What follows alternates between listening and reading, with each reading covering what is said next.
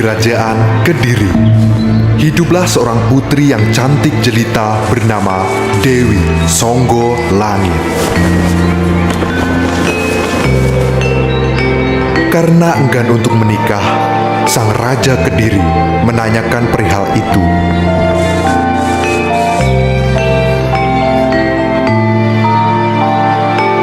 Akan tetapi, sang Dewi hanya tertunduk diam. Dia pun meminta izin untuk melakukan tapa brata agar memperoleh jawaban yang tepat.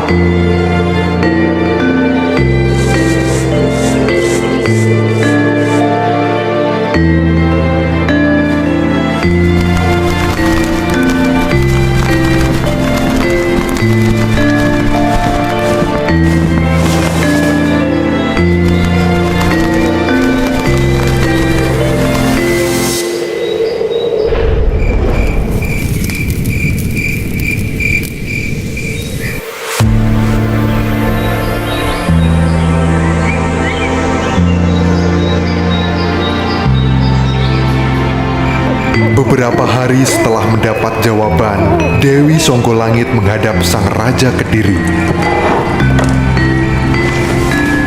lalu mengutarakan sebuah syarat. Jika ingin menjadi suaminya, harus menghadirkan sebuah pertunjukan yang belum pernah ada sebelumnya, dan barisan kuda kembar sejumlah 144 ekor. Dan terakhir, harus ada hewan berkepala dua.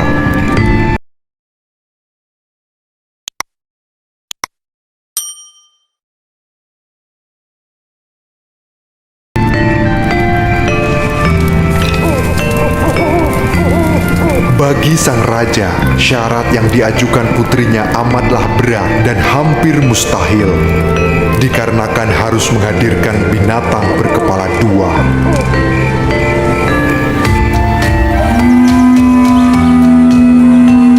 Namun, mau tidak mau, Raja Kediri mengumumkannya dalam sebuah sayembara.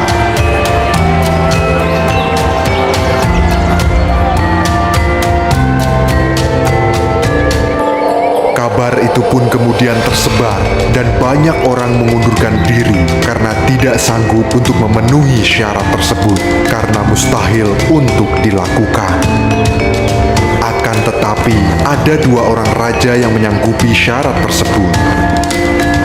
Mereka adalah Raja Singobarong dari Kerajaan Lodaya dan Raja Klono Sewantono dari Kerajaan Bantarangin di daerah Wengker.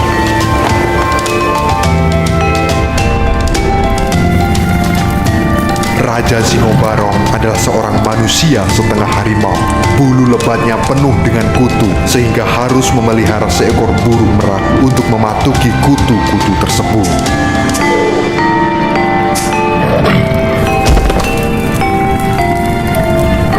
Dia juga sering berlaku kejam kepada rakyatnya yang dianggap membangkang dengan memberikan hukuman mati tanpa ada pembelaan diri.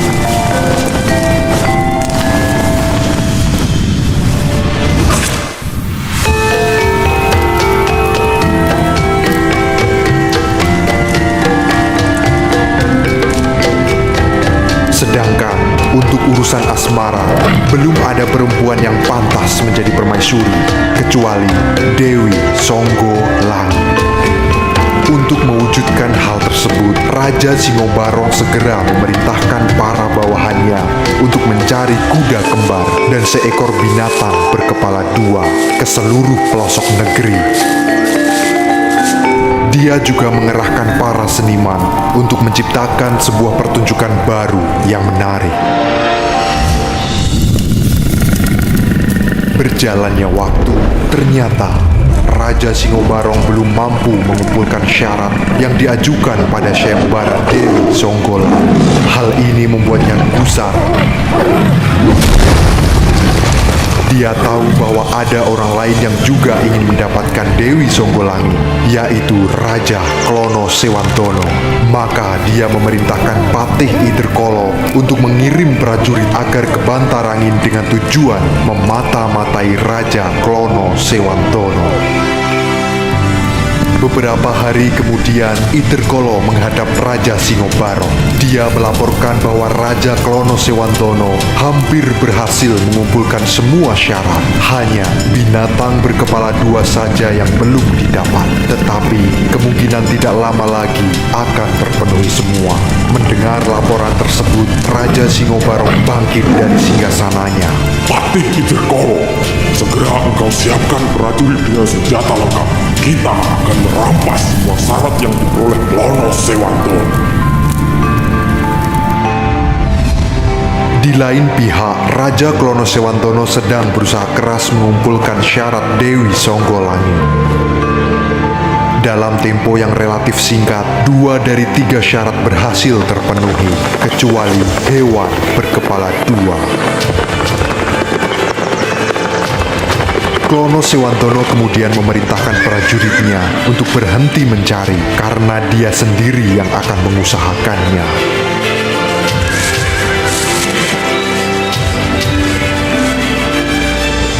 Tetapi ketika hendak meninggalkan kerajaan, Patih Bujangganong datang menghadap dan memberitahu bahwa ada mata-mata dari kerajaan Lodaya yang sedang mengintai. Raja Klono Sewantono berpikir sejenak.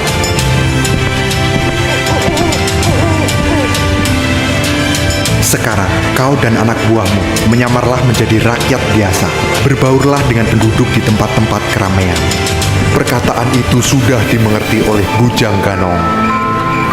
Dia lalu mengumpulkan prajuritnya dan memberikan instruksi untuk menyamar sebagai pedagang.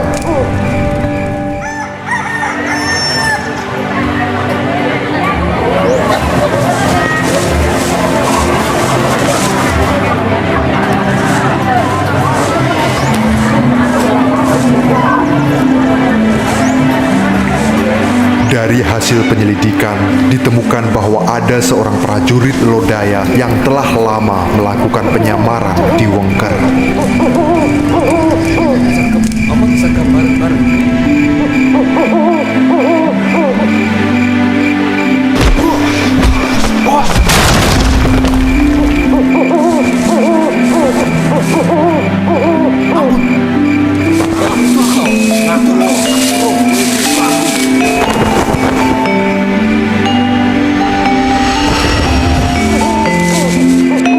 Prajurit itu kemudian ditangkap dan diinterogasi. Kancamu piro? Tujuanmu apa? Kau Singobarong caranya apa? Nyerang kerajaan Singobarong apa? Tetapi ketika proses interogasi belum berakhir, prajurit mata-mata itu melakukan bunuh diri.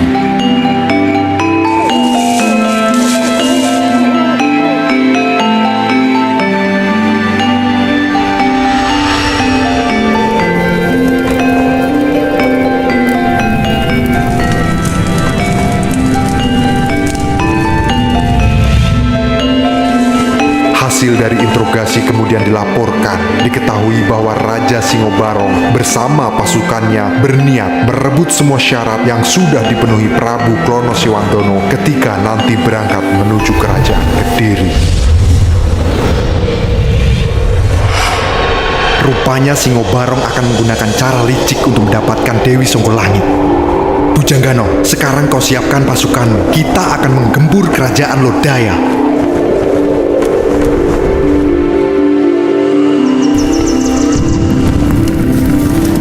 Sementara itu, Raja Singobarong yang menunggu laporan dari mata-matanya mulai gelisah. Iderkolo,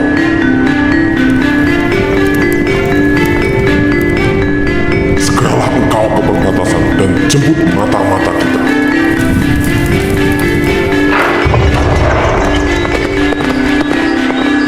Setelah Patih Iderkolo pergi, Raja Singobarong menuju ke Taman Sari untuk mencari si burung merak karena kepalanya terasa gatal sekali.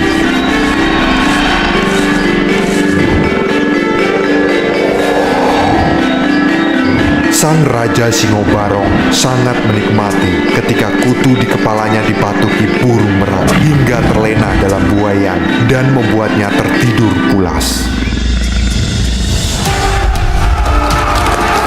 Bahkan Dia tidak menyadari pasukan Bantarangin telah datang menyerbu dan mulai menghancurkan Lodaya.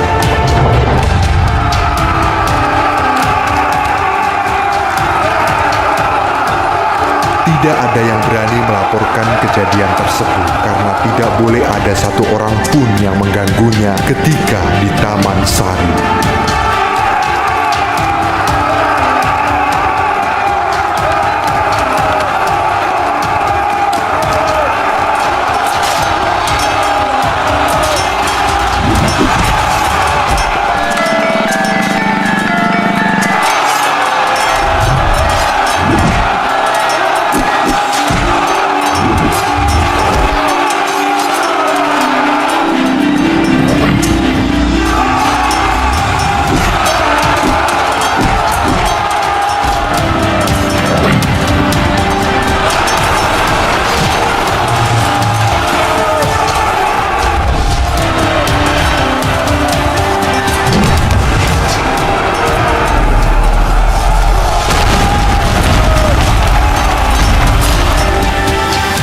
Tanpa disadari, ternyata dia telah diawasi oleh Raja Klono Sewandono. Melihat bentuk wajah Singobarong yang berupa harimau dan burung merak bertengger di bahunya, membuat seolah-olah tampak seperti hewan berkepala dua. Dalam benak Raja Klono Sewandono, apabila disatukan, tentu lengkaplah sudah syarat pernikahannya untuk meminang Dewi Songgolangit.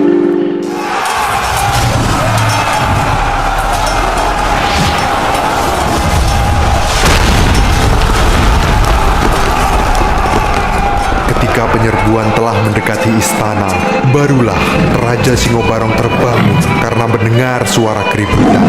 Dengan amarah karena tidurnya terganggu, dia bergegas menuju istana untuk mencari pelakunya. Raja Klono Sewandono pun langsung menghadangnya. Mengetahui bahwa yang membuat keributan adalah Klono Sewandono, Singobarong pun semakin murka, yang akhirnya mereka saling beradu kesaktian.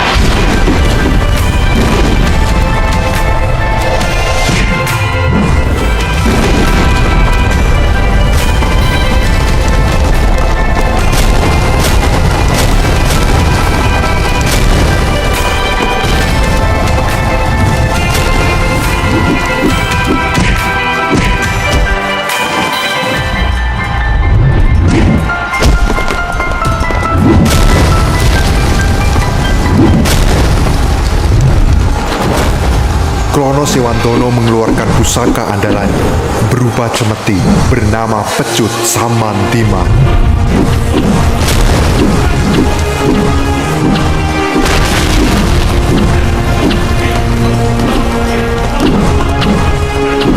Saat Pecut Samantiman mengenai tubuh Singobarong, seketika tubuhnya terpental terkapar di atas tanah.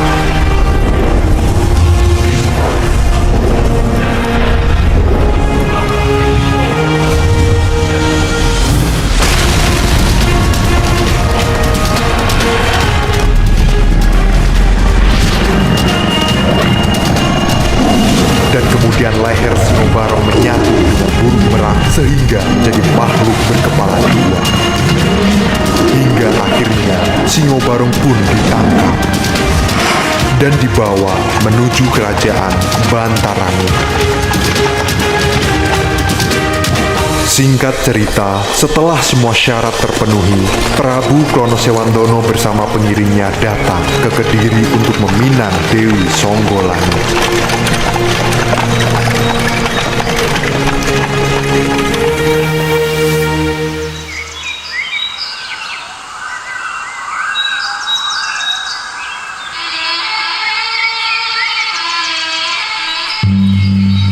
Sesampainya di sana, mereka menunjukkan sebuah pertunjukan, yaitu kesenian baru berupa barisan 144 kuda kembar dalam iringan gamelan, gendang, dan trompet.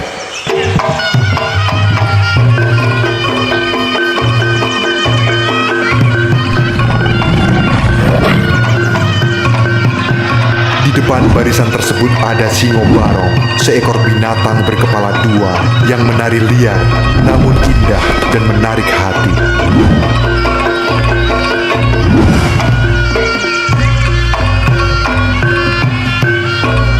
Dengan ditampilkannya kesenian baru tersebut, maka terpenuhilah sudah syarat yang diminta Dewi Songgolangi.